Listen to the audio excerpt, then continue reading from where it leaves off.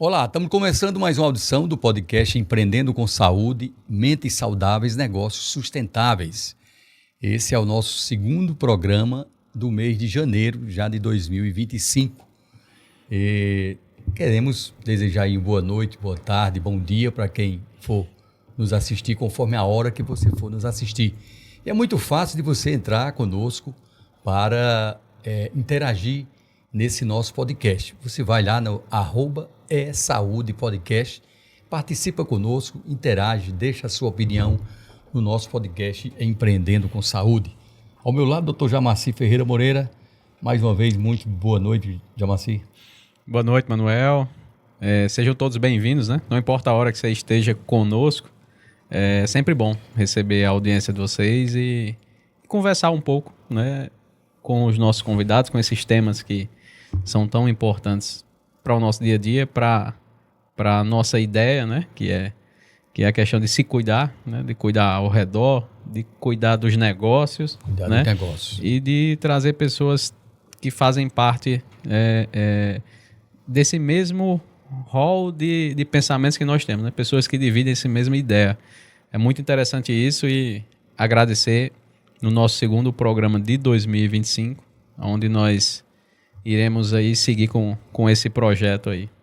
E um projeto que já está dando certo, né? Porque nós temos um convidado muito especial hoje. Nós vamos conversar hoje com o nosso querido Francisco Daladier Marques Júnior. Ele que tem um currículo aqui invejável. Mas começando aqui, foi coordenador geral do 43º Congresso da Sociedade Brasileira de Computação e é atualmente o secretário regional da Sociedade Brasileira de Computação aqui no estado da Paraíba. Mas esse currículo a gente vai traçar com ele no decorrer do nosso programa de hoje. Seja muito bem-vindo, nosso querido professor Daladier Júnior. Muito boa noite, Manuel. Muito boa noite, doutor Jamaci, e a todos os telenautas do podcast Empreender com Saúde. Esse podcast tem esse tema Empreendendo com Saúde, Mentes Saudáveis, Negócios Sustentáveis, porque a gente julga, professor, que você estando com saúde é mais fácil você empreender, independente de que seja saúde financeira, saúde corporal, saúde mental, contanto que você esteja com a saúde integral. Mas nós vamos começar exatamente falando sobre você, o seu currículo vasto, a sua carreira de quando começou e até nos posicionarmos para a gente continuar com a nossa conversa. Pois é, eu fui graduado em processamento de dados com 18 anos de idade, curso de tecnologia, né? Um curso rápido que eu julgo bastante pertinente no mercado, principalmente na área de computação, que tem uma falta de profissionais muito grande, né? Tenho uma especialização em redes de computadores pela Universidade Federal do Rio Grande do Norte, também mestre em ciência da computação pela Universidade Estadual do Ceará, onde eu tenho bastante contato com os meus professores e eu digo que eles sempre, a todo mundo, que eles abriram as portas da pesquisa para mim, né? Uhum. E finalmente, para culminar verdadeiramente num sonho a ser realizado, né? Depois de muitas portas fechadas aí, né? Porque o mundo científico não é fácil. A gente culminou no maior programa de pós-graduação de ciência da computação da América Latina, né? No Centro de Informática da UFPE, que é o conceito CAP7, né? É o maior dos conceitos da pós-graduação no Brasil. Estive participando agora do Fórum das Pós-Graduações em Computação no Congresso da Sociedade Brasileira de Computação em Brasília, e aí descobri que o programa de doutorado do Centro de Informática é maior do que os outros 3 anteriores de número de publicações, né? Uhum. Isso nos deixa muito felizes. Ano passado, o meu orientador me encontrou lá no CSBC que a gente estava organizando em João Pessoa e me entregou um livro autografado lá, dizendo que eu fazia parte da história do Centro de Informática, que ano passado estava completando 40 anos, né? Então é muito gratificante você fazer parte desse ecossistema de mentes interessadas aí na computação brasileira e hoje eu tenho o orgulho de ter 2 ex-professores, né, como presidente da Sociedade Brasileira de Computação. Meu orientador do doutorado, professor Paulo Cunha, né, e a professora atual, presidente da Sociedade Brasileira de Computação, a professora Thaís Batista Cavalcante, né, paraibana, de João Pessoa. Foi minha professora pela UFRN, onde ela é professora até hoje da Universidade Federal do Rio Grande do Norte. É muito feliz e orgulhoso nós vermos um conterrâneo, né? Um conterrâneo assim, né? Eu não sei se eu digo que se ele foi meu professor, pode dizer que ele é mais velho, né? Pouquinho, né? Mas ser professor independe de idade, viu? Porque muitas vezes a gente aprende com as pessoas não vou entregar a idade dele, não, viu? mas é um orgulho imenso a sua história, viu? É muito orgulho imenso a um conterrâneo chegar a isso aí. Eu acompanho a sua história desde a época lá que você tinha acabado de voltar, né, do curso. Uhum. E você muito envolvido, feliz com me apresentando a linguagem Linux, né? Que você era, na época, um entusiasta, gostava e sabia na época aqui na região, né? Poucas pessoas difundiam aquilo ali. Tem aquela história ali, aquele contato que eu tive com você, eu acredito que tem perto para 20 anos, ou mais, um pouco. Sim. Tô com 23 anos de F, né? Foi um momento muito feliz ter lhe conhecido. Depois, obviamente, tive a oportunidade de conhecer toda a sua família, pessoas maravilhosas, né? Por isso que você veio de onde você chegou onde você chegou, claro. Professor Daladier Júnior, a gente tem hoje visto alguns temas interessantes com relação à internet no nosso Brasil e até no mundo, com relação a essa questão das fake news, que muitas pessoas pensam ainda que a internet ela é aquele espaço que não tem dono. Como é que você está vendo hoje, nessa sua área aí, essa debandada de pessoas que postam de tudo que querem, ao seu bel prazer? Qual é a sua visão com relação a isso, essa questão dessas mentiras, dessas fake news, que tanto tem trazido muita coisa ruim para até para o nosso dia a dia, porque tem gente que tem postado coisas aí que quando você vai desmentir o que foi mentido semana passada, o estrago já está feito. Qual a sua visão com relação a isso? Acho que a tendência ainda é piorar, né?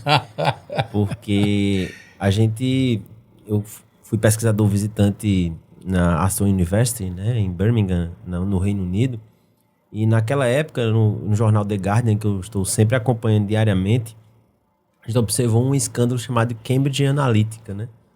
E uma empresa chamada Cambridge Analytica, de um professor ligado ao Bannon, né, que era o braço direito do Trump, já presidente dos Estados Unidos na época, que ele tentava trocar o voto das pessoas exatamente pela disseminação de fake news, através de uma falha no protocolo de troca de identidade chamado OAuth, né?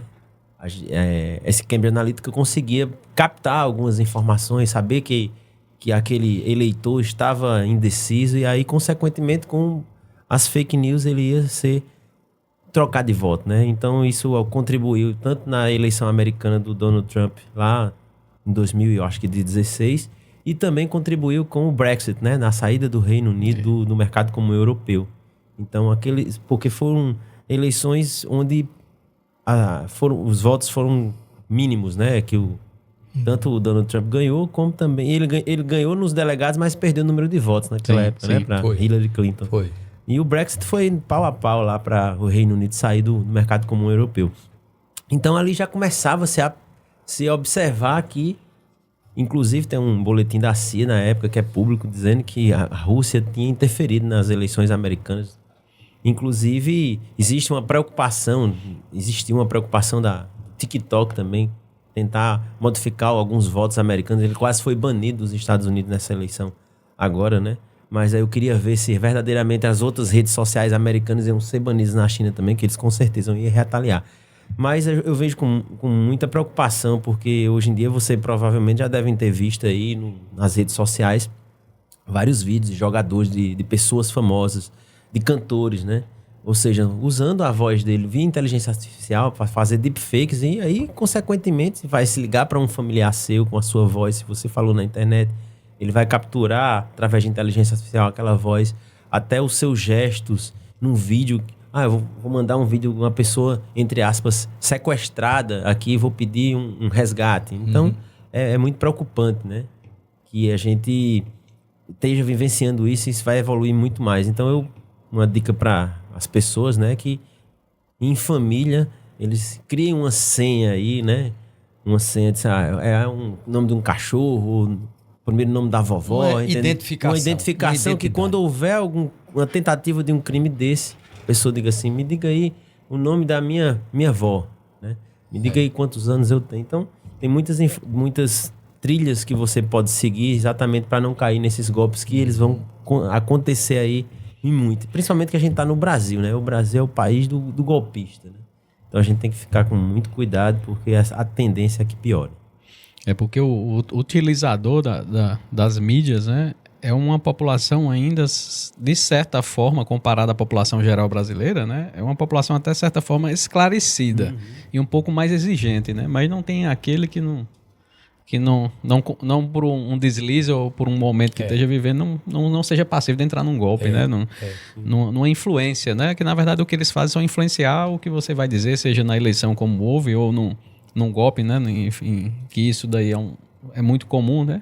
Falsear sequestros, né? Então é uma coisa muito, muito, muito interessante como é usada pro mal, né? Uma tecnologia tão importante, né? Tão importante, tão necessária e utilizada para o mal, né, com um objetivo, né, totalmente alheio à sociedade, né? Você hoje em dia tem até que ter cuidado na hora de pagar os seus impostos, como o IPVA, por exemplo. Você diz, eu quero pagar o IPVA no estado do Ceará. Aí aparece a primeira página lá no Google, você confia no Google logo, né, de cara, e aí você clica e não é a página igualzinha do Detran, né, com os seus dados. Se você coloca lá a sua placa, então o Estado ele deveria coibir isso. Você sofreu um golpe desse, o Estado deveria, por exemplo, ser passível de, digamos assim, você não pagou essa última parcela, então eu não vou colocar uma multa em você, porque eu também tenho culpa no cartório, né? Então, a gente passa por isso. Eu acho que as leis precisam ser muito melhoradas, né? A partir do mês de agosto agora de 2024, o Mercado Comum Europeu criou uma lei de inteligência artificial, né, para limitar o uso da inteligência artificial baseada numa pirâmide, né, de riscos. Né? Dizem que a lei brasileira vai ser moldada em cima dessa lei também da Europa. Já os Estados Unidos, como é um país muito bélico também, né, que dita muitas tendências não só de defesa, mas também de software e cultura. Eles dizem que uma lei dessa, por exemplo, viria a inibir o empreendedorismo, né, e a inovação. Então, os Estados Unidos ficam um pouco à margem disso, enquanto outros países estão bem preocupados, né? Como, por exemplo, agora Israel utilizando inteligência artificial para matar pessoas na faixa de Gaza, né? Ali foi. Então, é um problema, né? Morreu gente da Cruz Vermelha. Mas isso é um problema da guerra. Não é assim que acontece, né? Então, a gente deve verdadeiramente criar regras para que a inteligência não venha a ser problemática até na própria evolução humana. Né? Mas você acha que é fácil criar essas regras se tem tanta gente corrupta à frente de quem faz essas regras e principalmente de quem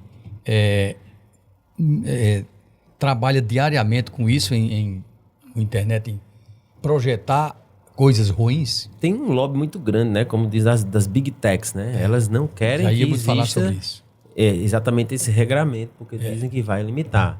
Por exemplo, a Austrália agora, há pouco tempo, limitou as adolescentes acima de 16 anos o uso das redes sociais. Abaixo disso, a própria rede social vai identificar o rosto lá do adolescente, né? E os dados dele não vai deixar que ele possa entrar, porque existiram também alguns processos de algumas famílias nos Estados Unidos, que até foi chamado Mark Zuckerberg e outros donos de grandes redes sociais, grandes empresas, esses big players, exatamente para discutir o papel das redes sociais, né?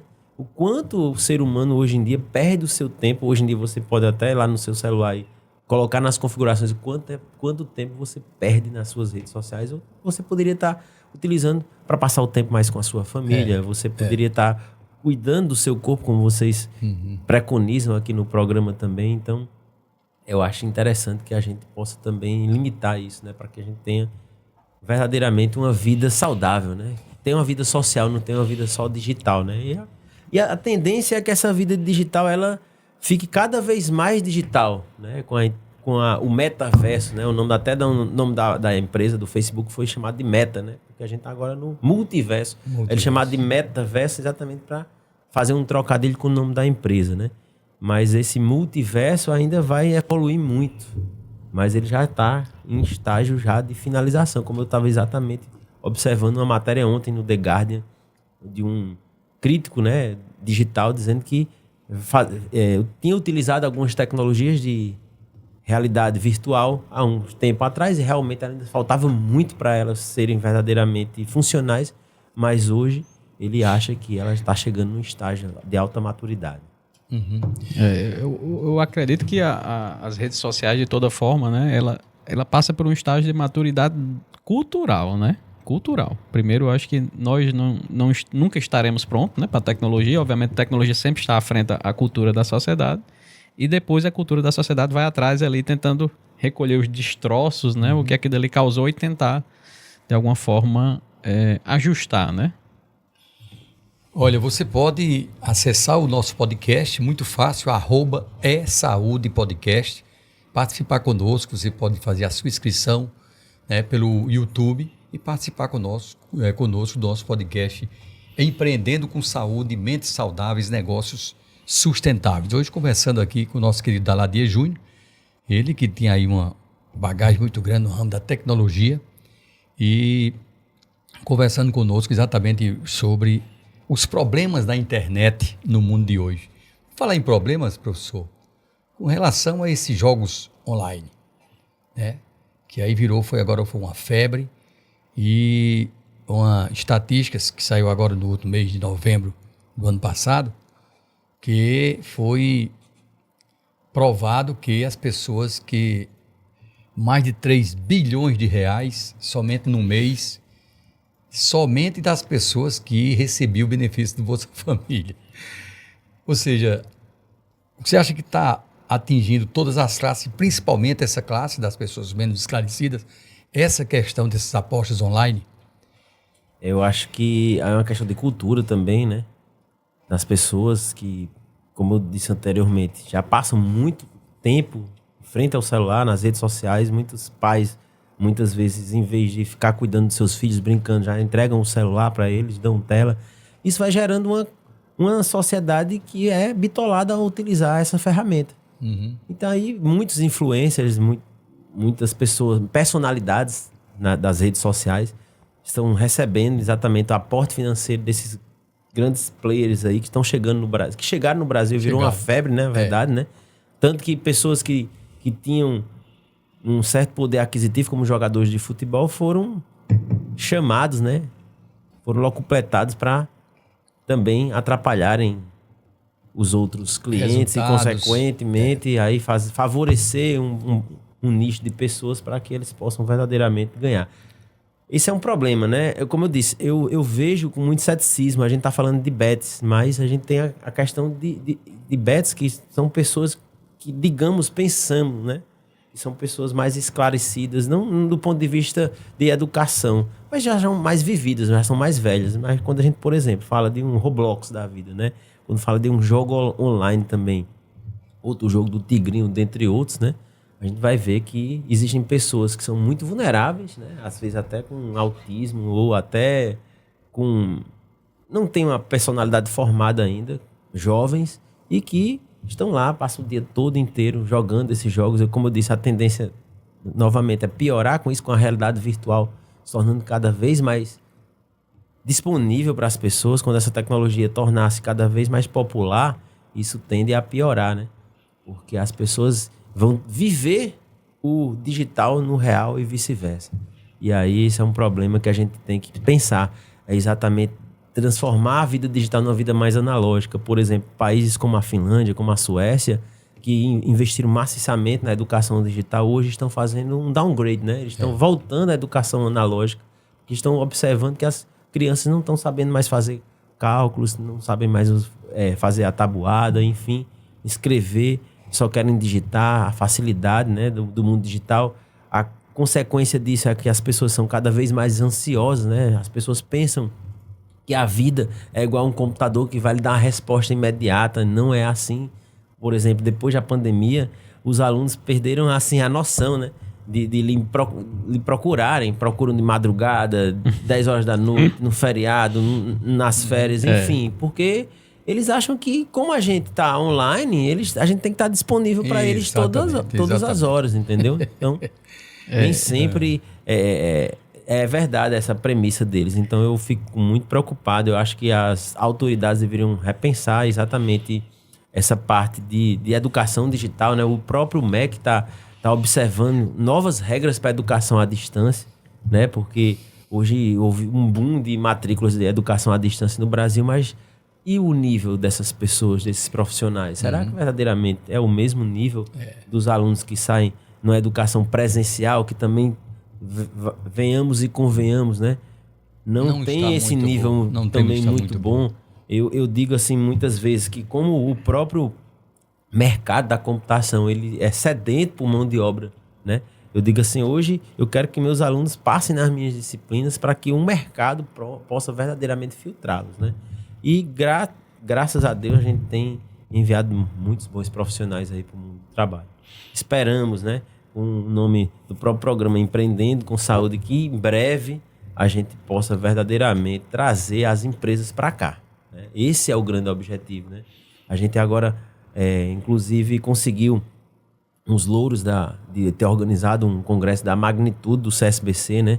Nós tivemos aí quase 3 mil inscritos no Congresso da Sociedade Brasileira da Computação, o maior evento da computação da América Latina, pela primeira vez realizado em João Pessoa, né? Então, um sertanejo que foi organizar em João Pessoa, mesmo à distância, e com poucos patrocínios, e a gente conseguiu bater um recorde aí, tá entre os top 5 de todas as 43 edições do CSBC, mais de 1.000 artigos foram submetidos. Realmente, a comunidade da computação nordestina se apresentou por lá e a gente fez um contato muito bom com a empresa que se auto-intitula uma das 20 maiores empresas de computação do mundo, né? Há uma empresa chamada Indra, Minsight, né? Que a gente manteve um contato com eles desde sempre, né? E eles fizeram um curso agora de capacitação com os nossos alunos, vierem logo aqui no campus Cajazeiras do IFPB, para selecionar dentre esses alunos os que já serão contratados agora nesse mês, que a gente está na entrevista de janeiro. A partir de janeiro, mais 20 alunos aí vão para João Pessoa. A gente quer esses empregos aqui. A gente falou para a própria empresa, ó, o objetivo da gente não é levar para João Pessoa. Nosso objetivo é que essa empresa venha se fixar em Cajazeiras. É uma empresa que tem somente 55 mil funcionários ao longo de 146 países no mundo inteiro. É uma empresa que presta serviço de sistemas de defesa antiaéreo da Espanha, da Alemanha, sistema de tráfego aéreo da Espanha, muitas cidades inteligentes da Espanha também, hein? E o principal cliente deles é o Gov, né? São os governos. Então, na Paraíba também tem um grande cliente, que é o próprio governo do estado, a Cefaz, e aí eles vieram exatamente treinar os nossos alunos para que eles se engajassem num projeto da própria Cefaz aqui na Paraíba, né? Então, o objetivo é que outras empresas como a Century, que é uma concorrente americana, já visualizou a possibilidade de fazer essa capacitação também aqui em Cajazeiras, mas para levar para Campina Grande. A gente não pode perder esses cérebros, porque a gente está perdendo dinheiro, né? Com certeza. Então a gente tem que trazer isso para cá, ou fazer com que o governo possa abrir os seus olhos para criar editais para empreendimentos aqui em Cajazeiras, startups, spin-offs, né? É o papel da gente também fomentar um parque tecnológico. Inclusive, Patos está tentando fomentar um parque tecnológico para gerar emprego e renda, mas não é fácil. Não é só dizer assim, eu quero criar um parque tecnológico, você tem que ter mão de obra especializada. Patos ainda não tem. Então, eles têm que correr atrás. Nós já temos um curso que é muito relevante. O único curso que tem um conceito ENAD 5 aqui em Cajazeiras é o curso de Análise e Desenvolvimento de Sistemas do IFPB. E não é um raio que bateu só uma vez. São 4 conceitos 5. É um conceito 5 de Cajazeiras, né? A gente fez 5 vezes o ENAD. 4 vezes tiramos 5 e uma vez tiramos 4. Foi a vez que, quando eu fui convidado a fazer parte da comissão assessora diária, né? De Análise e Desenvolvimento de Sistemas. São 7 professores do Brasil inteiro, das instituições que obtiveram os melhores resultados ao longo do Exame Nacional de Desempenho do Ensino Superior naquele ciclo. E a gente foi convidado de 2014 a 2016 a participar dessa comissão e encomendar a prova do ENAD. E depois fomos convidados também para a comissão assessora de área de formação geral, porque a prova do ENAD é dividida em duas partes, né? O componente específico, que são verdadeiramente as questões relacionadas às disciplinas do curso, né?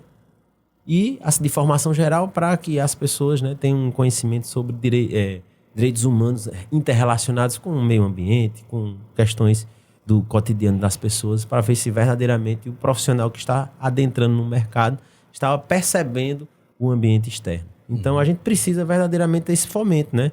A gente luta por isso, a gente luta pela criação do Instituto Federal do Sertão da Paraíba, né? E, consequentemente, mais assuntos interessantes vão surgir ao longo da nossa entrevista aí. Eu quero que, na verdade, essa entrevista sirva como uma bandeira que a gente está levantando aqui para fazer com que Cajazeiras possa se transformar no novo Vale do Silício, né? Como Campina Grande já foi em outrora, perdeu essa... Hoje em dia eu posso dizer assim que Campina Grande perdeu o time, né? Perdeu o brilho. Exatamente, por ter essa cultura bairrista, que só o pessoal que estudou na UFCG, que estudou em Campina Grande é bom, e as outras pessoas são expelidas de lá. Em Recife, ia abarcando essas pessoas, né? Ia fazendo com que essas pessoas se sentissem cada vez mais parte do Centro de Informática da UFPE. Por isso que hoje o Centro de Informática é conceito 7 e Campina Grande é 4. Todos os outros programas de pós-graduação em computação passaram ao UFCG, exatamente por essa visão bairrista, né? Então eu espero que a gente também possa ter uma visão mais aberta, ampla aqui. Nós estamos abrindo já nesse semestre uma especialização em ciência de dados, que é uma área espetacular, né? E a gente até uma ideia é convidar que os empresários da cidade possam se engajar juntamente com os nossos alunos para que a gente possa criar futuras empresas a partir dessa especialização, que é uma especialização profissional, né? Então a gente pode criar spin-offs, a gente pode criar startups exatamente baseado nas ideias que são dos empreendedores, mas que os empreendedores têm uma ideia bem generalista e não sabem implementar na mão na massa do computador, mas nossos alunos, especialistas nisso, eles sabem exatamente colocar isso na prática e fazer com que o negócio possa aumentar e estourar e ganhar mundo afora. Muito bem, então use esse nosso canal, né, o Empreendendo com Saúde, para gerar o máximo de expectativa que você puder para trazer as coisas para aqui, para a nossa cidade de Cajazeiras. Você foi selecionado através de uma pesquisa como uma das 20 melhores trabalhos da conferência do DEA Internacional, agora o ano passado, 2024. Por esse motivo, você foi convidado a escrever um artigo para o livro da editora Springer, né? Como é que você se vê dentro desse contexto aqui todo e você chegar a esse nível de estar participando de uma revista tão especial com relação a esse tema? Eu fico muito lisonjeado, assim, eu acho que eu sou um abençoado por Deus, porque... Assim, geralmente as pessoas que atuam nessa área de Data Envelopment Analysis, né, de análise envoltória de dados, são engenheiros de produção, né, ou pessoas formadas em matemática computacional que cursaram várias disciplinas acerca desse assunto. Eu nunca fiz nenhuma disciplina desse assunto, né? Eu só li um livro disso aí. Eu estava, na verdade, com a corda no pescoço no mestrado, né? Eu estava mexendo num código aí de um sul-coreano para a gente melhorar um algoritmo aí de roteamento em rede sem fio. Rapaz, aqui, professor, meu orientador, aqui não sai nada não, porque o sul-coreano não me responde, esse código aqui tá muito nebuloso. E aí ele disse, rapaz, olha, tu tem só poucos meses aí para terminar o teu mestrado, ou tu aprende isso aqui, aí eu não sei de nada disso, e tu cria tudo aí, ou tu vai perder teu mestrado. Então, a partir dali, eu busquei um livro, Introdução à Análise Envoltória de Dados, isso em 2000 e no final de 2009, e aí... O livro era verdadeiramente o livro como deve ser escrito, né? Você tem a teoria, mas também coloca a mão na massa na prática para que você possa colocar aquilo em forma de um algoritmo. Você, digamos assim, a gente na computação tem um lema, né? Chamado dividir para conquistar, né? A gente divide em partes menores para conquistar resolver o problema. Resolver o problema. E aí a gente desenvolver um solver DEA, né, na época, né? Um solver é um aplicativo que realiza as fronteiras de eficiência. O DEA é uma técnica que ela analisa os concorrentes com as mesmas variáveis de decisão. Através de uma matriz de decisão, a gente vai criar exatamente funções objetivos.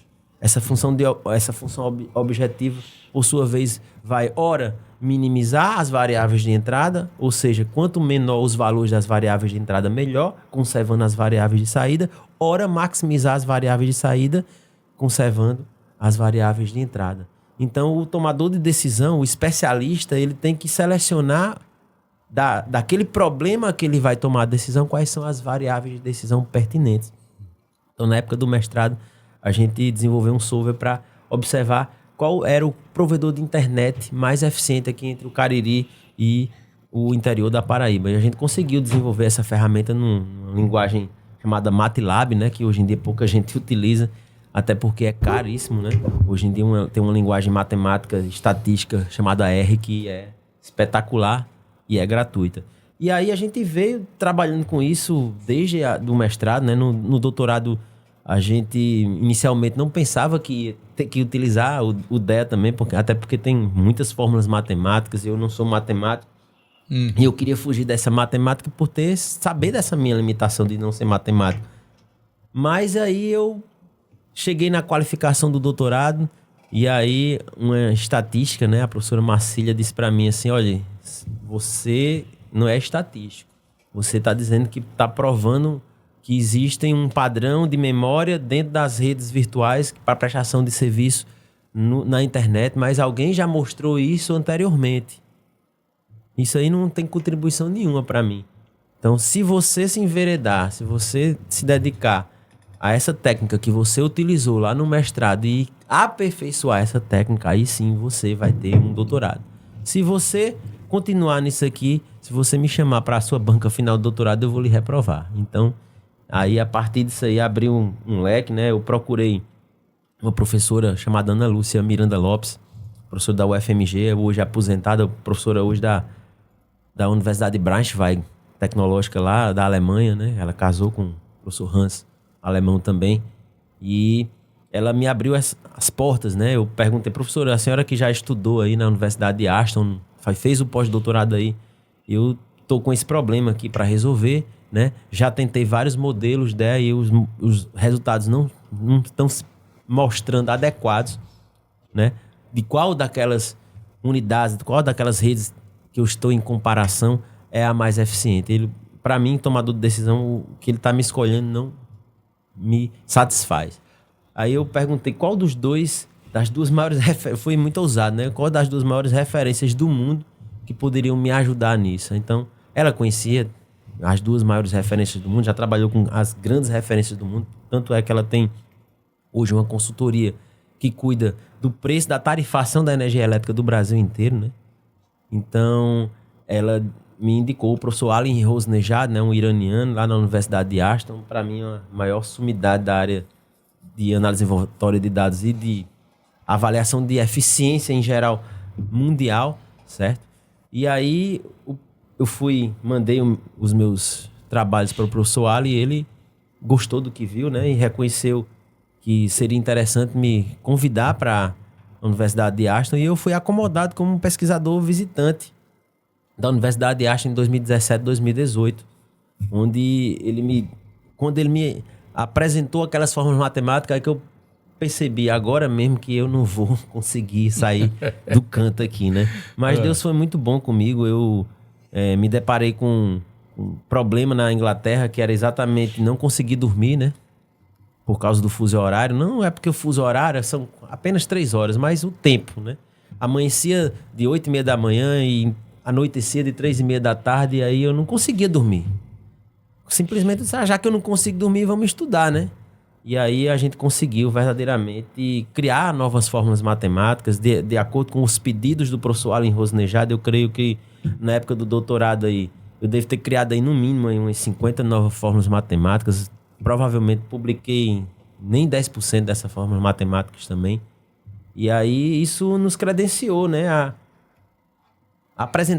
continuar apresentando esses trabalhos, né?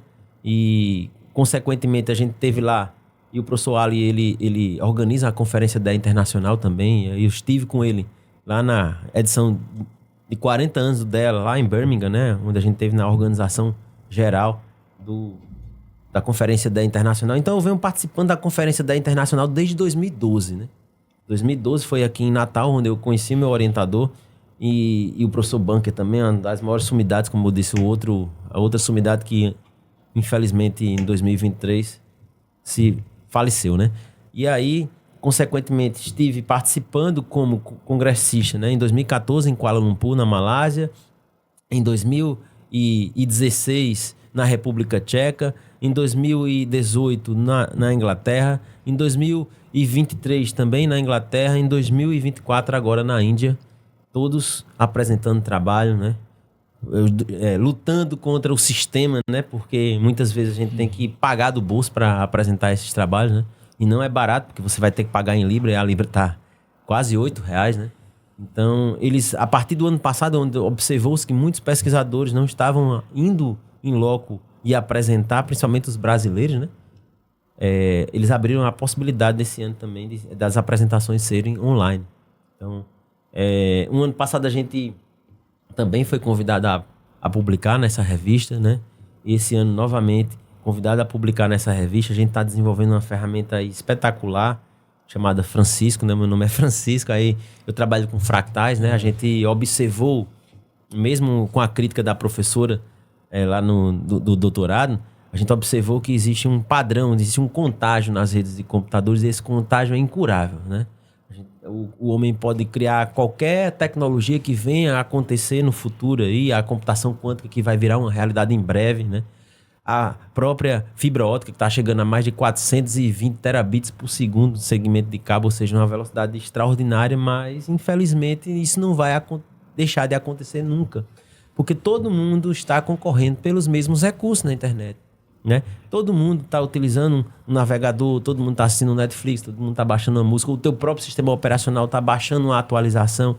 Então existe uma concorrência oculta entre os sistemas que estão prestando serviço na internet. Então a gente tem que minimizar esse contágio, é isso que a gente está fazendo hoje em dia, através de variáveis de decisão, utilizando DEA e fractais. Então a gente espera, né? Eu estou pleiteando agora o pós-doutorado também lá na Universidade de Surrey, na Inglaterra, né? A gente está nessas tratativas finais aí para tentar passar aí mais 2 anos estudando lá na Universidade de Surrey, porque meu orientador saiu da Universidade de Aston e agora foi para a Universidade de Surrey.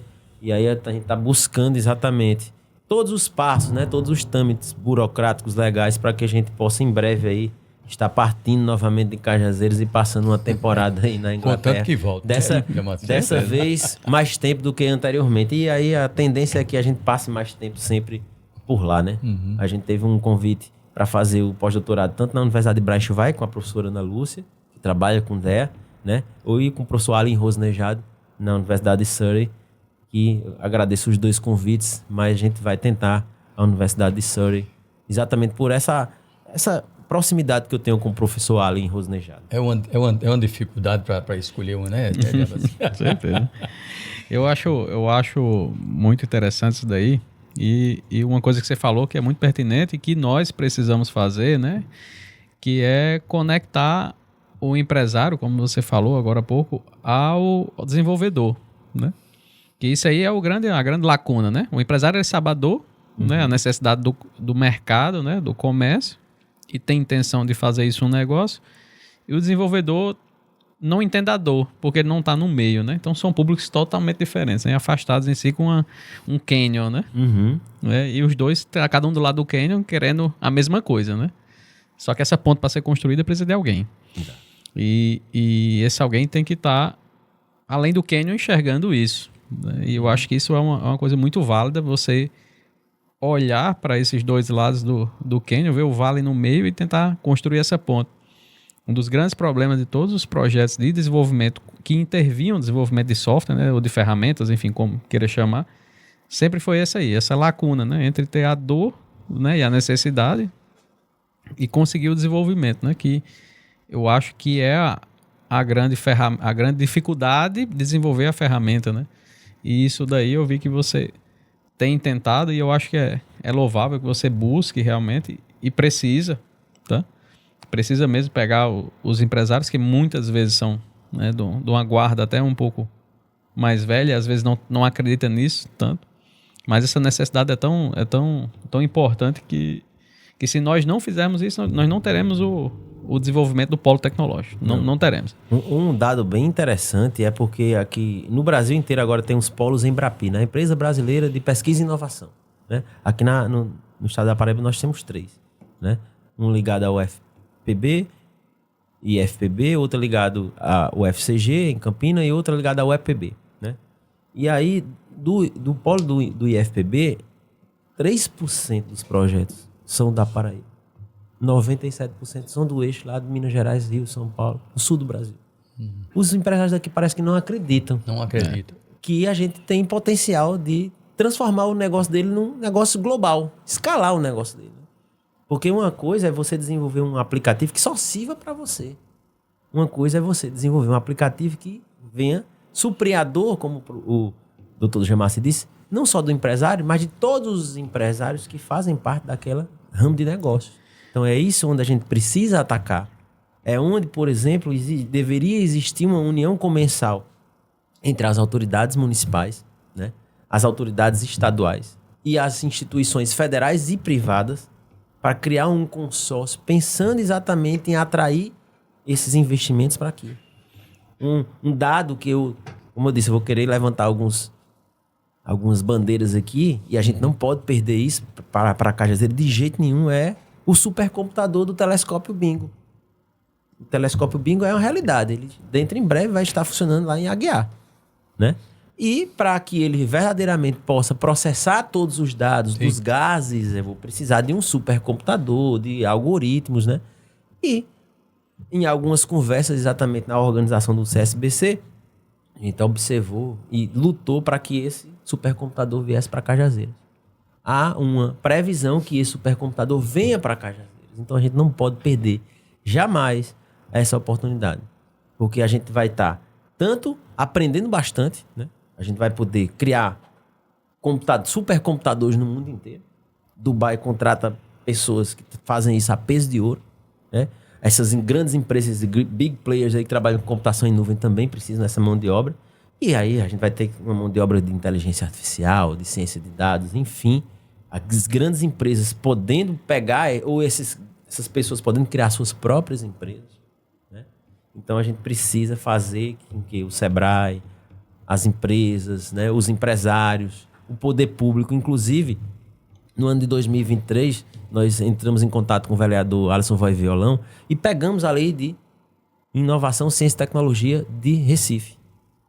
Entregamos para ele e fizemos as customizações para que a gente pudesse apresentar aqui na Câmara Municipal e fosse aprovado, porque o primeiro passo para que Cajazeiras seja um solo fértil para inovação é que a gente tem uma lei de inovação. Uma lei, exatamente. Primeiramente, a gente tem que comprar software. Se a gente tem mão de obra especializada, a gente não quer que nossos cérebros fujam daqui. Nós temos que fixá-los aqui. Então, a gente tem que criar políticas públicas para comprar softwares de quem está fixado em Cajazeiras. Quer vender software para a Prefeitura de Cajazeiras? A gente tem que ter uma empresa aqui, né? Em Cajazeiras, não pode ser de cidade X, Y, Z, tem cidade de Cajazeiras. Porque essa lei de inovação vai servir para que esses cérebros continuem aqui, para fomentar as instituições, principalmente as públicas, que não têm investimentos. Eu trabalho hoje com computadores de 13 anos no IFPB, certo? A gente tem um curso de ponta, mas computadores de 13 anos. Tem computadores de disco ainda, como se fossem discos de vinil, com trilhas e setores, onde a gente perde muito tempo antes de dar uma aula, porque às vezes falta uma bateria da BIOS que custa R$10 no computador e a gente não tem. Então, esses investimentos, através da lei da informática, a gente pode reverter exatamente em criação de políticas públicas para fomentar uma mão de obra cada vez mais massiva e altamente especializada, como é no Centro de Informática da UFPE. Quando eu estudei lá em 2018, eles já conseguiam atrair de investimento 80 milhões de reais. Porque lá tem Google, lá tem Motorola, lá tem Nokia, lá tem Microsoft. Mas não é porque essas empresas são boazinhas, não. É porque lá forma gente muito boa, né? Então, só o orçamento do Campus Cajazeiras do IFB gira em torno de 5 milhões, 80 milhões em 2018. Imagine o quanto a gente não poderia crescer, né? não só da parte educacional, mas principalmente da veia empreendedora. Então a gente precisa verdadeiramente fomentar isso em Cajazeiras, para que Cajazeiras possa gerar emprego e renda aqui na nossa região. E isso você pode estender para muitas áreas, viu? Porque, assim, Isso? eu enxergo isso daí em muitos lugares, aliás, em muitos setores de várias formas, como, por exemplo, eu entendo um pouco mais da área de saúde, então, quanto não se gasta, perguntas simples e rápidas e baratas, né? Quanto não se gasta pelo mesmo exame que foi repetido diversas vezes porque o paciente simplesmente perdeu? Ou simplesmente não existe uma central de exames, né, de forma a dar transparência para o cliente, né, para o usuário, em termos da sequência, da fila, da sua vez, da sua vaga, que isso até deixa emocionalmente mais tranquilo, né, porque o usuário ele se sente esquecido a partir do momento que ele não sabe que vaga ele está, quando é que ele está, como é que ele está, e quantas vezes o exame não foi solicitado várias vezes, ele deixou de fazer ou fez e repetiu, e não tem um banco de dados de acesso à imagem, a dados, um prontuário eletrônico verdadeiro, municipal. Não é que isso aí depois você só escalonar, né? Sim. E quanto é que isso aí não ia economizar em milhões por ano? Milhões. Quantos exames são desnecessários? A pessoa chega aqui, cara, eu quero fazer esse exame aí. Sim, mas por quê? E cadê o seu histórico de prontuário? Por que você vai chegar até esse exame? E o restante que você fez não já é suficiente para chegar a uma conclusão? Isso daí, milhões. E nós temos quem faça isso daí. E é uma coisa simples. Simples, cara. Simples. Enxergo isso daí que você fala, assim, realmente, de longe, nós estamos atrasados, porque nós temos a mão de obra. Eu conheço o IF, fui filho do IF, né? Então, eu conheço a mão de obra de lá que sai qualificada, mas nós estamos deixando isso aí perder, escapar pelos dedos, né? Uma Câmara Municipal que ainda deixa muito a desejar do ponto de vista da elaboração de leis de desenvolvimento, de empreendedorismo, de incentivo fiscal, ou até mesmo nem tanto fiscal, mas de incentivo à mão de obra local que é possível, né? Mas às vezes não busca, né? Eu acho assim que o santo de casa às vezes não obra milagre, né? Muitas vezes o próprio Sebrae vai buscar profissionais lá fora, tendo que a gente tem profissionais aqui altamente gabaritados, né? Como o professor João Paulo, que ganhou vários prêmios aí de empreendedorismo, né? E como você até mesmo disse, assim, a gente tem mão de obras não só da área de informática, né? A gente tem a parte de matemática computacional, né? O pensamento computacional.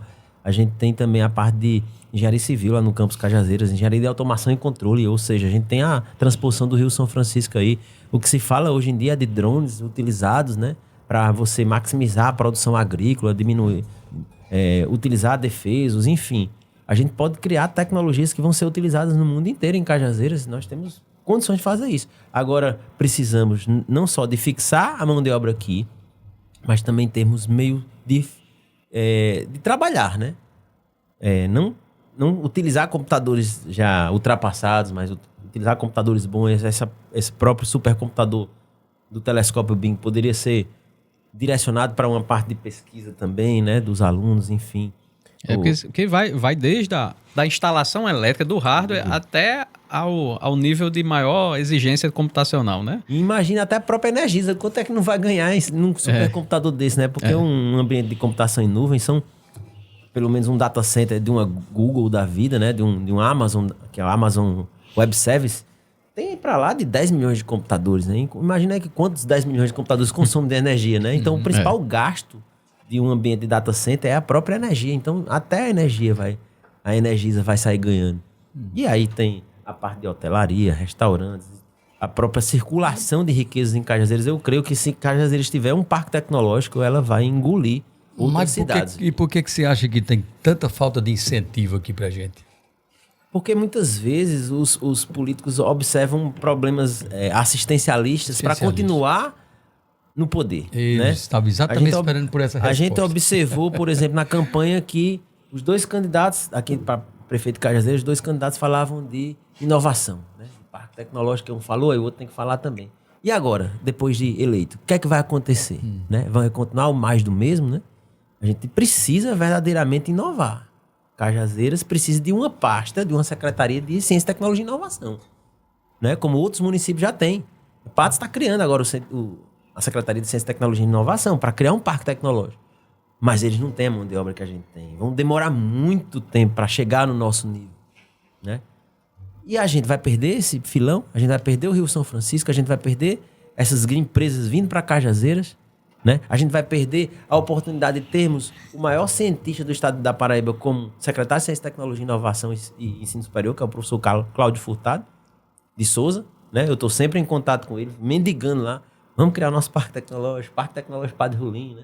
Enfim, eu estou sempre atirando aí para tudo que é lado aí para ver se um dia acerta, né? E aí ajuda aí a população, porque verdadeiramente eu não preciso, nós não precisamos disso.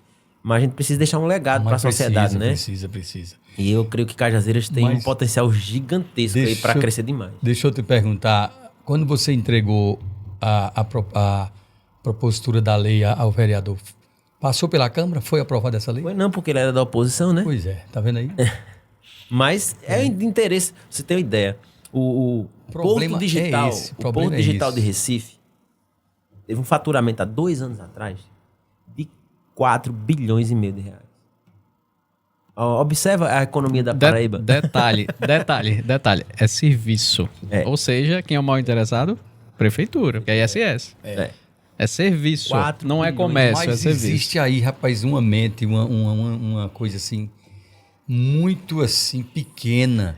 Você quer, na mente dos nossos políticos, principalmente dos parlamentares, e quando eu falo de parlamentares, são os 3 níveis. De vereador, deputado estadual e deputado federal. Eles simplesmente acabaram com essa questão de futuro. Eles não pensam nas próximas gerações, pensam nas próximas eleições. Isso aí está prejudicando demais a gente. Eu tenho só até uma crítica ao próprio programa Pé de Meia, né? É muito interessante que o aluno possa continuar no ensino público, mas ele não poderia investir isso na infraestrutura das instituições? E ficava bem mais barato. E você tem uma contrapartida também do aluno também, né? Ou até criar um parque tecnológico desse. Não, eu vou falar o seguinte, em vez de ter que dar dinheiro às pessoas, esse plano assistencialista para me garantir o voto no futuro, eu vou simplesmente criar máquinas públicas para que essas pessoas possam não só receber esse dinheiro e gastar, mas ele possa sobreviver e gerar sobrevivência não só para ele, mas para a sua família e para a população em geral. Então, se a gente criar esses parques tecnológicos no estado inteiro, a Paraíba ia crescer demais, demais mesmo. A gente queria muito que os políticos enxergassem isso e escutassem a gente, né? Então, quanto mais a gente fala, né, e se dissemina aí, e a gente verdadeiramente cria um círculo virtuoso, quem sabe em breve Cajazeiras não venha a se tornar uma pequena Cambridge, né? Porque as grandes empresas estão lá em Cambridge ou Oxford, né? Que Cambridge é o metro quadrado mais caro do Reino Unido. É uma cidade do tamanho de Patos, né? Mas por quê? Por causa da mão de obra ultra especializada, né? Para que não fujam os cérebros de Cambridge, né, e de outras cidades importantes, como a gente pode citar até a cidade de São Carlos, lá no estado de São Paulo, que tem vários parques tecnológicos. Vários, né? A cidade tem uma economia pujante e nós podemos ter essa economia pujante aqui. Hoje, a gente tem um aeroporto que já diminuiu o número de voos para 2, né? Pois é, infelizmente. A gente pode aumentar isso. Pode, com certeza. É só a gente visualizar que Cajazeiras tem uma neovocação, além da educação. A educação já está consolidada, mas a gente precisa fazer com que essa educação gere fronteiras, né? Gere dividendos. E até porque a computação vai vender serviço, vai vender produtos que não precisa de caminhões, né? Não precisa de navio. Eu vou precisar de quê? De cérebro, de computador, para prestar o serviço para o mundo inteiro. E precisamos cada vez mais construir fábricas sem chaminé. Eu acho que isso aí é gerar emprego com fábrica sem chaminé. Porque essa fábrica de chaminé, ela não cabe no nosso modelo, não é isso que nós queremos, né, para a nossa realidade de mundo, de meio ambiente e de tudo, né? Mas tem que ser isso aí, tem que ser fábrica sem chaminé. Tem que criar fábrica e tem como, né? Com tecnologia tem como. A gente tem que aproveitar o momento, né? Buscar unir aí a oposição, situação, ou quem vem, CDL, Sebrae, né? Direções de universidades, né, públicas e privadas, e verdadeiramente, juntamente, eu até convoco a presidente da Sociedade Brasileira de Computação, ela até deu uma entrevista na TV Diário do Sertão, dizendo que ela compra essa briga do Parque Tecnológico também. A gente se reúne lá com o Cláudio Furtado, coloca entre aspas, assim, no bom sentido, a faca no pescoço dele. Vamos botar esse parque tecnológico para Cajazeiras, já que vocês criaram um parque tecnológico chamado Horizontes da Inovação, em João Pessoa, com aporte de 28 milhões de reais. E nos dê pelo menos a metade, tá ótimo. A gente já começa com 14 milhões aqui em Cajazeiras e dá para fazer muita coisa, porque nós temos um público de alunos muito carentes, né? O Instituto Federal, 2/3 do nosso alunado tem renda familiar até 3 salários mínimos, né? 95%, quase 95%, mais do que os 2/3, na verdade 95% dos nossos alunos. Então a gente precisa entregar meios para que essas pessoas possam verdadeiramente criar suas empresas, que tem alunos muito inteligentes, muito bons, certo? Inclusive tem alunos que na época do Ciências Sem Fronteiras, que era outro programa muito interessante, mas que não tinha contrapartida, tivemos alunos aí que foi para os Estados Unidos e foi um dos melhores alunos de todos os tempos das universidades, né? Temos alunos que foram para esse programa e hoje trabalham na Europa, mas moram em Cajazeiras hoje, depois da pandemia do teletrabalho. Então tem muitos alunos também trabalhando com teletrabalho em empresas multinacionais, ou pan-nacionais, ou nacionais mesmo, ganhando uma boa quantidade. Tem um aluno aqui em Sousa que ofereceram 6 mil euros para ele morar na França. Ele disse, não preciso não, eu já estou ganhando 5 mil dólares em casa, para que eu vou ganhar 6 mil euros na França? Então isso é uma realidade que está nas nossas mãos, entendeu? Então a gente não pode perder esse momentum. Com né? certeza. E a gente precisa verdadeiramente se unir, trazer essas empresas e até fazer com que os empresários daqui fiquem mais ricos ainda. Né? Olha, podcast Empreendendo com Saúde, Mentes Saudáveis, Negócios Sustentáveis. Muito fácil de você nos adicionar, muito fácil de você fazer a inscrição ou se inscrever, claro, no nosso podcast. Você vai lá em @saúdepodcast e participa conosco desse nosso programa. Hoje conversando com o nosso querido amigo professor Daladier Júnior, Francisco Daladier Marques Júnior, ele que é doutor em ciência da computação, e conversando essa conversa extraordinária aqui, falando sobre a questão da computação. Já na nossa reta final do nosso programa de hoje, Jamaci. Mano, eu lembrei agora, a gente falando da história das crianças, da rede social e tudo, né? Aí eu lembrei que minha filha foi assistir alguma coisa, que a gente foi assistir a TV normal, né? Que tinha um intervalo, tem a propaganda, né? Aí ela pegou o controle, isso tem alguns anos já, né? Ela pegou o controle, papai, passa isso aí que isso aí é chato, volta de novo, continua o filme que tava, né? Ela não sabe o que é chegar em casa e esperar a hora para assistir Chaves, né? Mas, verdade. Assim, como você mesmo falou, né? Nós temos que ter uma forma de controlar o uso desses aplicativos, né? De forma educacional, né? De forma a formação de consciência, de moral da nossa criança. E como é que nós vamos fazer isso? Talvez esse seja uma dor que a educação tem, né? Que a família brasileira tem e que se forma como uma necessidade de uma ferramenta para resolver isso aí, né? Como tirar, né? Junto, já que é uma cidade educadora, né? E uma cidade de tecnologia, por que não se devolver uma ferramenta, né? Uma forma de trabalho que consiga reduzir isso daí, ou transformar, ou transferir, né? Essa atenção para uma outra necessidade, uma necessidade que traga mais benefícios, né, para a formação cultural, né, psicológica, do que simplesmente olhar ali uma rede social, só passar com o dedinho, né, e o que é que vai fazer ali 1 hora por dia, isso aí, né, interessante demais. E assim, é brilhante assim, suas colocações, sua ideia, né, chega a dar um reânimo, né? Mas vamos com certeza. Reânimo, né? Vou sair daqui renovado. Eu pergunto, pegando sua deixa aí sobre a sua filha, né? Eu sou professor da disciplina de redes e computadores, né? E eu sempre pergunto aos meus alunos quantos deles assistem televisão. Nenhum levanta a mão. Já faz uns 3, 4 semestres que ninguém levanta a mão, ninguém mais assiste televisão. Eu me deparei com essa situação em 2017, quando eu estava na Inglaterra, não tinha televisão lá também, no quarto, então também, depois desse tempo, deixei de consumir televisão, né? E aí, antes mesmo da pandemia, lá na Inglaterra, as aulas já eram gravadas, né? Já para aí a gente tem cada pessoa tem um apartamento individual, né, uma suíte, mas a cozinha era compartilhada. Aí de madrugada eu estudando ia pegar alguma coisa lá na geladeira ou esquentar alguma coisa para comer, para continuar estudando.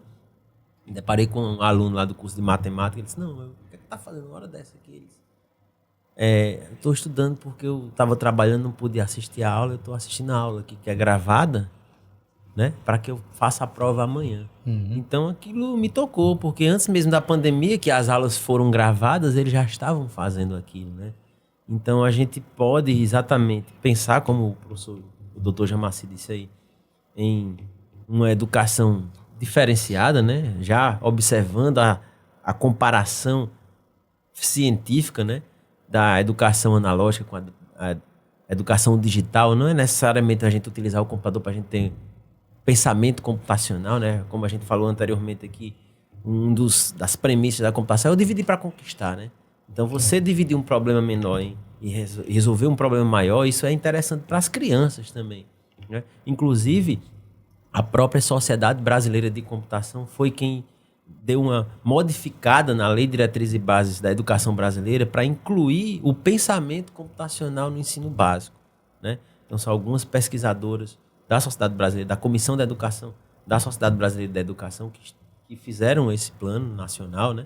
E que tem que ser colocado em prática.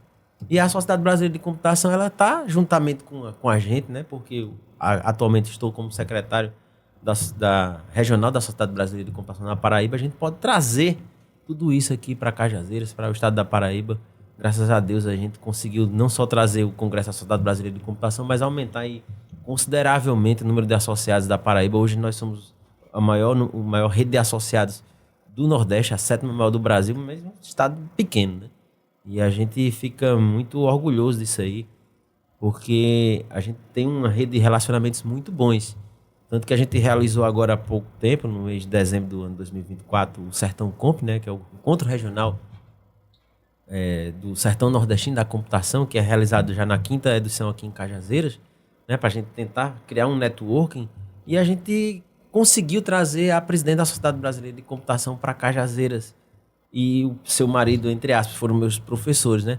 Infelizmente, devido à agenda, ela não conseguiu vir em loco, mas ficou aquele gostinho. Ela disse que se comprometeu que agora no primeiro semestre de 2025 ela vem em loco aqui em Cajazeiras para conhecer, a gente trazer alguns projetos, empreendedores do projeto Metrópole Digital da Universidade Federal do Rio Grande do Norte. É um parque tecnológico também, que faz aportes financeiros. E a gente, quem sabe, né? Vai trazer, é uma contramão, a gente vai trazer projetos do Rio Grande do Norte para a Paraíba e a Paraíba não enxergar a gente, né? Então a gente precisa ser enxergado pela Paraíba também. Infelizmente. O tema do nosso podcast é Empreendendo com Saúde, né? O que é que você pode deixar nesse finalzinho aqui, a sua palavra com relação ao tema Empreendendo com Saúde, mentes saudáveis, negócios sustentáveis? Primeiro que eu gosto de cuidar muito da minha saúde e a gente observa algumas oportunidades, né? O cientista, ele é um oportunista, né? Ele busca oportunidades onde alguém ainda não colocou os seus olhos ali, né? Então a gente observa que Cajazeiras tem uma seara muito grande, tanto nos hospitais, que vão sendo criado o hospital privado aí, o doutor Jamaci sabe muito bem disso, hospitais públicos como a EBSER, HRC, a própria Faculdade de Santa Maria, a Universidade Federal de Campina Grande, elas precisam, na verdade, se juntar com o Instituto Federal da Paraíba, né? E criar projetos para a gente desenvolver novas tecnologias. Quem sabe aí um plano de saúde digital, né? Um Uber. O cara tá todo monitorado aí por sensores hoje em dia, até de relógio, né? O cara não sabe nem que tá tendo um infarto, mas já a central já recebe essa informação, rapaz, 1 metro na porta do cliente, do paciente, diz assim, opa, estou levando aqui porque você não vai ter um infarto. Então a gente pode tentar futuramente criar soluções dessas aí, né? A gente está vendo a nossa academia Arena Fitness ganhar novos ares aí no estado do Maranhão, Piauí, até chegando a João Pessoa, ou seja, está expandindo, né? Escalando o negócio. E é muito importante a tomada de decisão para escalar ainda cada vez mais. Essas empresas que estão crescendo, elas não se retraiam futuramente. Então como é que a gente pode contribuir nisso? Informação. Tomada de decisão baseada em estatística, em resultados, né? Saber que horas quantos alunos entram em tal horário, quantos alunos entram em tal horário, né? Quais alunos que utilizam personal trainer, né? Vamos monitorar esses alunos também, enfim. Pode-se monitorar alunos, pode-se monitorar pacientes, né? Ter um prontuário digital atualizado, que as pessoas com o mínimo treinamento possível, tenha a possibilidade de encontrar os seus resultados, observar como eu marcar uma consulta, né? Para que não precisemos mais dos políticos, né? Desvencilhando esses grilhões dos políticos e a gente consiga verdadeiramente... É um sonho isso aí. Não precise mais passar por uma fila de um hospital, porque você já vai saber a hora de ser atendido. Não, você vai... Cajazeira é uma cidade muito quente. Então, para que a gente ficar esperando num ambiente insalubre, né? Então, é melhor a gente ter um sistema desse, assim como o próprio Dr. Jamassi disse. É simples, entre aspas, porque a computação, ela torna simples uma coisa difícil. Não é simples de desenvolver um sistema. Uma vez eu estava prestando um serviço, há muito tempo atrás, quando era professor substituto do IF, prestava serviço à prefeitura e uma determinada pessoa da prefeitura disse assim: ou se eu entrega um software, isso era de manhã, se eu entrega um software de controle de estoque no final da tarde, dá para o senhor terminar? Não tem condições. Nem existia chat GPT nessa época, né? Então, a gente passa por etapas de análise, de projeto, de desenvolvimento de software que envolvem várias linguagens de programação, com outras ferramentas de armazenamento de banco de dados. A gente precisa de hardware para isso. E hardware não é coisa barata, ele precisa estar sempre se renovando. Ou você vai utilizar um hardware de terceiros, onde você vai pagar em dólar por isso, né? Que é o caso das operadoras de computação em nuvem, como é o caso da Amazon, como é o caso da Google Cloud, a Microsoft Azure. Agora a Magazine Luiza transformou também num player, né, brasileiro de computação em nuvem. Mas a gente precisa também ter o nosso diferencial, né? Guardar os nossos dados localmente, fazer os backups, enfim. Desenvolver aplicações que sirvam não só para melhorar a nossa relação humana, mas melhorar o nosso tempo, né? E nada melhor do que você ter aplicativos cada vez mais disponíveis, mais simples para os usuários poderem utilizar de forma que Cajazeiras verdadeiramente tenha uma prestação de serviços diferenciada. Criar uma cidade inteligente em Cajazeiras, com semáforos, por exemplo, que são ligados, observando o tráfego da cidade, a própria segurança pública, que tudo tem a ver com a saúde, né? Porque se você cai de moto, quem vai lhe atender? O doutor Jamassi, né?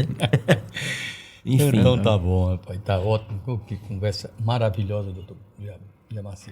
Certeza, certeza. Só agradecer, né? Foi uma visita ilustre, né? Muito feliz em lhe reencontrar, né? Em dividir esse momento com você e tomara que sirva de pontapé, não só para essas ideias que nós tivemos aqui, que nós conversamos, né? Nós levantamos, tomara que também sirva para abrir os olhos dos gestores que, nesse ano que nós estamos conversando aqui, 2025, que traga realmente mudança, né? E não espere mais 3 anos e 6 meses para tocar no assunto, né? E tomara que isso venha à tona e que vamos fazer nosso papel de bom cidadão, né? De quando cobrar. Você vier aqui, você já vai falar com relação à abertura do nosso parque tecnológico. Se Deus quiser. Esse é o sonho, né? Um sonho que sonha junto, né? Meu outro sonho é criar um centro de informática, o centro de informática do IFPB, né? A gente já tem um curso técnico de informática há muitos anos, a gente tem um curso de análise e desenvolvimento de sistemas desde 2006, rivalizando entre os melhores cursos do Estado, né? No conceito em nada, e principalmente, não só no conceito em nada, na empregabilidade. Praticamente todos os nossos alunos estão empregados, né? Os que não estão empregados é porque eles quiseram ficar aqui. E a gente não tem tantos empregos aqui. E eles também não têm condições financeiras, não têm aporte, não têm incentivos por parte dos órgãos governamentais para criar suas empresas. Então a gente precisa verdadeiramente criar esses meios para fazer com que Cajazeiras deslanche. Cajazeiras deslanchando na tecnologia, ninguém segura. Ninguém segura. Professor Daladier Júnior, muito obrigado pela sua visita, muito obrigado mesmo. Viu? E a gente fica muito feliz e, claro, são assuntos para muitos outros encontros nossos. E que, se Deus quiser, a gente vai trazer você logo, logo e já com boa nova com relação a esses seus planos, seus projetos aí, tá certo? Agradecer também ao nosso querido Léo, que esteve conosco, Jamassi, e, claro, a todos vocês que ficaram conosco até agora nesse podcast Empreendendo com Saúde, Mentes Saudáveis, Negócios Rentáveis. Até a outra oportunidade. Tchau. Até mais.